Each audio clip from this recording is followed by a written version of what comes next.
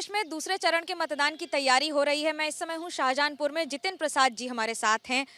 BJP की जीत का कितना भरोसा है और किस आधार पर, पहले और दूसरे चरण में? नहीं, बिल्कुल आधार यही है कि मैं खुद ज़मीन पे कार्य कर रहा हूँ और करीब 50 विधानसभाओं में मैंने देखा है, स्पष्ट रुझान भारतीय जनता पार्टी के प्रति दिखाई दे रहा है। जो प्रधानमंत्री जी का नेतृत्व है, योगी जी की मेहनत है प्रदेश में और जो योजनाएं तमाम भारतीय जनता पार्टी की हैं, उसको उसके प्रति लोगों का लगाव भी है और रुझान भी है और आशीर्वाद भी है। और आप देखिएगा कि 300 का आंकड़ा फिर से पार होगा और फिर से भारतीय जनता पार्टी सरकार उत्तर प्रदेश में बनेगी। इस बार बहुत सारे शब्दावली का इस्तेमाल हो रहा है, चर्बी, गर्मी और ऐसे शब्दों का कि हम देख लेंगे। इसको कैसे देखते हैं आप? नहीं, ये विपक्ष की वो धारणा बनती है कि जब उनके पास मुद्दे नहीं होते हैं, तो इधर-उधर ध्यान भटकाने के लिए ये चीज़ें हाइलाइट की जाती हैं। मगर जहाँ तक भारतीय जनता पार्टी का सवाल है, मैं कह सकता हूँ विकास का मुद्दा 5 साल जो कार्य किए हैं, आने वाले 5 साल में जो प्रधानमंत्री जी का विज़न है और योगी जी की जो मेहनत है, उसको देखते हुए विकास ही वो मुद्दा होगा।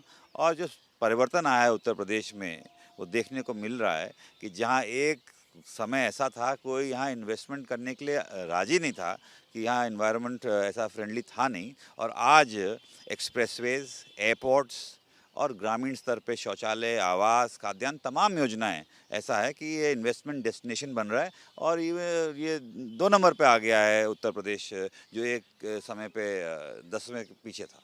समाजवादी पार्टी कह रही है कि सत्ता पक्ष के पास मुद्दा नहीं है, इसलिए धर्म की राजनीति, कभी बुर्के की राजनीति या फिर बाकी इस तरह की राजनीतियों का सहारा लेना पड़ रहा है। नहीं, मैं ये बताया ना आपको कि विपक्ष के पास मुद्दा विहीन है।